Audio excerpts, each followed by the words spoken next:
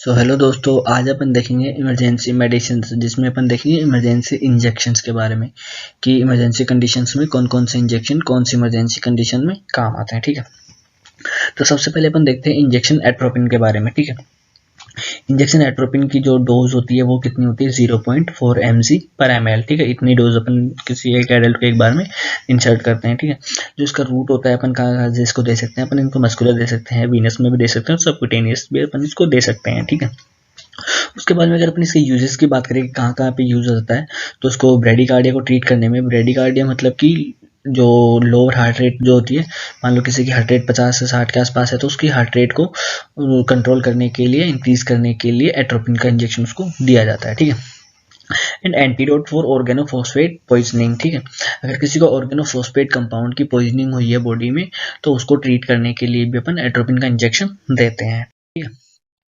उसके बाद में इमरजेंसी मेडिसिन में अपन देखते हैं इंजेक्शन फ्यूरोसेमाइड। ठीक है, इंजेक्शन फ्यूरोसेमाइड एक डायूरेटिक कैटेगरी का इंजेक्शन है। ठीक है, जिसको कॉमनली जो मार्केटेड नेम है उसको लेसिक्स के नाम से जानते हैं। ठीक है, इसकी जो डोज है 20 mg/ml होती है। ठीक है, उसके बाद में अपन अगर इसके रूट की बात करें तो अपन इसको IM IV दोनों रूट से अपन दे सकते हैं इसको। ठीक है, यूजेस क्या होता है इसका, हाइपरटेंशन, अगर किसी का हाइपरटेंशन हो गई है, ठीक है, ब्लड प्रेशर इंक्रीज हो रहा है, ठीक है, तो अपन उसको फ्यूरोसेमाइड इंजेक्शन देते हैं। ठीक है, तो ये क्या करता है कि जो यूरिन का आउटपुट होता है उसको इंक्रीज कर देता है। ठीक है, जो बॉडी के अंदर एक्स्ट्रा फ्लूइड होता है उसको बॉडी से बाहर निकाल देता है, जिससे कि उसकी जो हाइपरटेंशन है ना वो कंट्रोल हो जाती है। ठीक है, तो उसके बाद में इमरजेंसी मेडिसिन में अपन देखते हैं इंजेक्शन डिजॉक्सिन। ठीक है, डिजॉक्सिन इंजेक्शन की अगर अपन डोज की बात करें तो 0.5 mg/2 ml इसकी डोज होती है। ठीक है, उसके बाद में अगर इसके रूट की बात करें तो अपन इसको केवल IV दे सकते हैं। ठीक है, अपन इसको IM नहीं दे सकते। ठीक है, ओनली IV रूट के थ्रू अपन इसको इंसर्ट कर सकते हैं। ठीक है, अगर इसके यूजेस की बात करें तो अगर किसी की हार्ट बीट इरेगुलर हो रही है, कभी कम कभी ज़्यादा, रिदम भी नहीं है, इरेगुलर हार्ट बीट है, तो अपन इसका यूज़ करते हैं। ठीक है, हार्ट फेलियर की कंडीशंस में अपन डिजॉक्सिन इंजेक्शन देते हैं। ठीक है, पेशेंट को। उसके बाद में अगर अपन इमरजेंसी इंजेक्शन की बात करें तो इंजेक्शन पोटेशियम क्लोराइड, ठीक है, इंजेक्शन KCl, ठीक है, जिसकी डोज होती है 150 mg/ml। ठीक है, ये इतनी डोज अपन किसी को एक बार में देते हैं। ठीक है, उसके बाद में बात करें अपन तो जो रूट होता है इसको अपन IV इन्फ्यूजन के थ्रू ही देते हैं। ठीक है, IV इन्फ्यूजन देते हैं, IM में नहीं देते हैं। ठीक है, use to treat hypokalaemia. Hypokalaemia मतलब कि किसी के शरीर में पोटेशियम की अगर कमी हो जाती है तो फिर ये जो पोटेशियम क्लोराइड इंजेक्शन है वो उसको दिया जाता है। ठीक है, अगर किसी को ज़्यादा ही कमी हो जाती है तभी इस इमरजेंसी कंडीशंस में इस इंजेक्शन को दिया जाता है, ताकि उसके अंदर जो बॉडी के अंदर जो पोटेशियम का जो क्वांटिटी है वो मेंटेन रहे। ठीक है, उसके बाद में इंजेक्शन आती है फेनेरामाइन। ठीक है, फेनेरामाइन इंजेक्शन को नॉर्मली ज़्यादातर लोग क्या करते हैं, एविल के नाम से जानते हैं। ठीक है, इसका जो मार्केटेड नेम है वो एविल के नाम से अपन इसको जानते हैं। ठीक है, इसकी डोज की अगर अपन बात करें तो जो इसकी जो डोज होती है वो 22.75 mg होती है। ठीक है, 22.75 mg अपन एक बार में डोज अपन एडल्ट को दे सकते हैं। इसका जो रूट होता है अपन इसको IV भी दे सकते हैं और IM भी दे सकते हैं। ठीक है, वो कंडीशंस पे डिपेंड करता है। ठीक है, जो इसका जो यूजेस होता है, जो किस लिए अपन इसको यूज़ करते हैं, तो जो एलर्जिक कंडीशंस होती है, स्किन एलर्जी हो गई, ठीक है, और जैसे कि अनदर एलर्जी कंडीशंस हो गई, जैसे कि रनी नोज, नाक बह रहा है, कोल्ड हो गया, मतलब कि रनी नोज की प्रॉब्लम हो रही है, तो अपन ये फेनरामाइन या एविल इंजेक्शन उसको देते हैं। ठीक है, स्नीजिंग, बार बार छींक आ रही है उसको, ठीक है, इचिंग हो रही है, खुजली चल रही है, वाटरी आइज, ठीक है, आंखों से पानी बह रहा है, तो उस कंडीशंस में जो ये एलर्जी कंडीशंस होती है उसमें अपन एविल इंजेक्शन देते हैं। ठीक है, उसके बाद में इंजेक्शन हाइड्रोकोर्टिसोन। ठीक है, हाइड्रोकोर्टिसोन की जो डोज होती है वो 100 mg होती है। ठीक है, इसको अपन सिर्फ IV रूट के थ्रू ही अपन इसको दे सकते हैं। ठीक है, इसको जो यूजेस जो होता है वो होते हैं ट्रीट स्किन एलर्जी कंडीशन। ठीक है, अपन इसको स्किन एलर्जी कंडीशंस को ट्रीट करने के लिए अपन इसका यूज करते हैं। ठीक है, जिस और इसका जो अस्थमा हो गया, अस्थमा में भी इसको यूज करते हैं। अस्थमा के अंदर जो ब्रीथिंग इजीली नहीं कर पाता है पेशेंट, तो उसको अस्थमा में अपन इसको यूज करते हैं ताकि वो इजीली ब्रीथिंग कर पाए। ठीक है, उसके बाद इसका यूजेस ऑटो इम्यून डिजीज में होती है। ठीक है, उसके बाद में अपन इंजेक्शन की बात करें तो आता है इंजेक्शन डायजिपाम। ठीक है, इंजेक्शन डायजिपाम की डोज की अगर अपन बात करते हैं तो 10 mg/2 ml की जो एम्प्यूल होती है उसमें ये क्वांटिटी होती है। ठीक है, 2 ml डोज एक बार में अपन किसी एडल्ट को दे सकते हैं जिसके अंदर 10 mg ऑफ डायजेपाम प्रेजेंट होता है। अगर इसके एडमिनिस्ट्रेशन रूट की अपन बात करें तो अपन इसको IM और IV दोनों रूट के थ्रू अपन इसको दे सकते हैं, ठीक है। इसको जो यूजेज होता है वो प्रोलॉन्ग सीजर्स, ठीक है, जो लंबे टाइम के लिए जो सीजर्स जो होते हैं ना, बार बार सीजर्स अगर किसी को हो रहा है लंबे टाइम से, तो उसको ट्रीट करने के लिए इसका यूज करते हैं, ठीक है। उसके बाद में आता है इंजेक्शन डेक्सामिथासोन, ठीक है, जिसको अपन डेक्सोना के नाम से जानते हैं, ठीक है।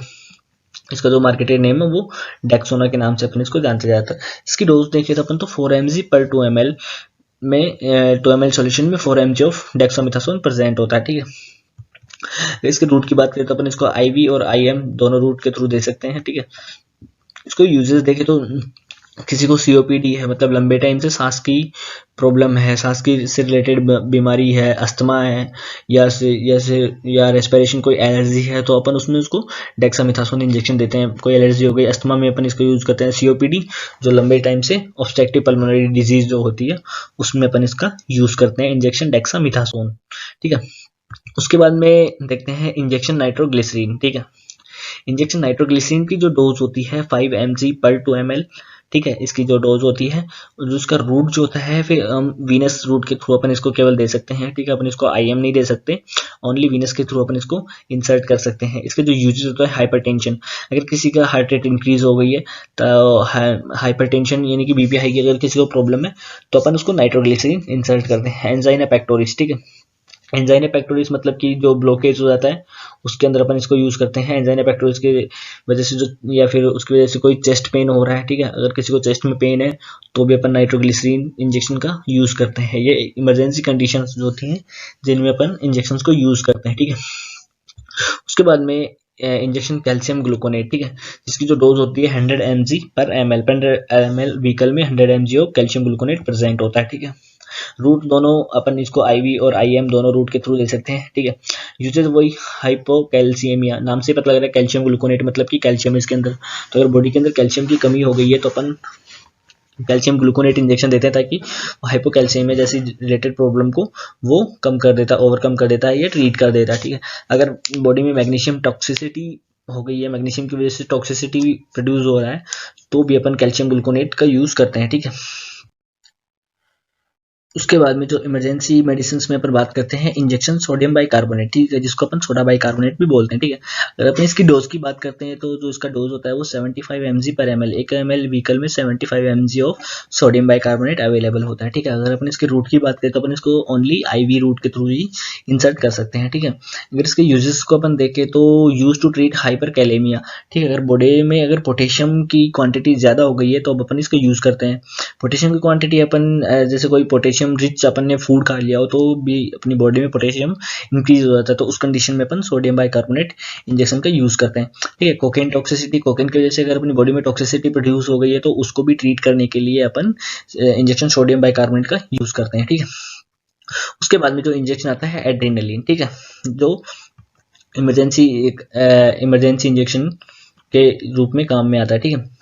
जो इसको अपन डोज की बात करते हैं तो 0.5 ml, ठीक है, ओनली 0.5 ml इसकी जो डोज होती है एडल्ट डोज, ठीक है। जो रूट इसका जो होता है वो IM और IV दोनों रूट के थ्रू अपन इसको दे सकते हैं, ठीक है। यूजेस क्या होते हैं कार्डियक अरेस्ट, जब किसी का कार्डियक अरेस्ट की प्रॉब्लम आ जाती है अचानक से तब अपन उसको एड्रेनलिन का शॉट देते हैं, ठीक है। एड्रेनलिन का इंजेक्शन उसको देते हैं ताकि उसका जो हार्ट होता है वो इजीली वापस से पंप करना स्टार्ट कर दे, ठीक है। टू कंट्रोल सुपरफिशियल ब्लीडिंग, अगर किसी को सुपरफिशियल ब्लीडिंग की प्रॉब्लम है तो भी अपन उसको एड्रेनलिन का इंजेक्शन देते हैं, ठीक है। और जो कंडीशन आती है अस्थमा, अगर अस्थमा में मान लो कि अगर अस्थमा में एड्रेनलिन कब दिया जाता है जब अस्थमा में कोई भी ड्रग काम नहीं कर रही होती है, ठीक है। बाकी ड्रग्स अगर अस्थमा में कोई भी काम नहीं कर रही होती है तब उसको फाइनली एड्रेनलिन का शॉट दिया जाता है, एड्रेनलिन इंजेक्शन दिया जाता है जिससे कि अस्थमा को ट्रीट किया जाता है, ठीक है। उसके बाद में इमरजेंसी मेडिसिन में अपन बात करते हैं इंजेक्शन नोर एड्रेनलिन, ठीक है, जिसकी डोज होती है 4 mg पर 2 ml, ठीक है। इसका जो रूट होता है IM और IV दोनों के थ्रू अपन इसको दे सकते हैं। और जिसके जो यूजेस होते हैं, अगर किसी को लोअर BP की प्रॉब्लम है तो अपन नोर एड्रेनलिन का शॉट देते हैं जो कि हार्ट का पंप का इंक्रीज कर देती है जिससे कि BP ब्लड प्रेशर जो होता है पेशेंट का वो इंक्रीज हो जाता है। Thank you.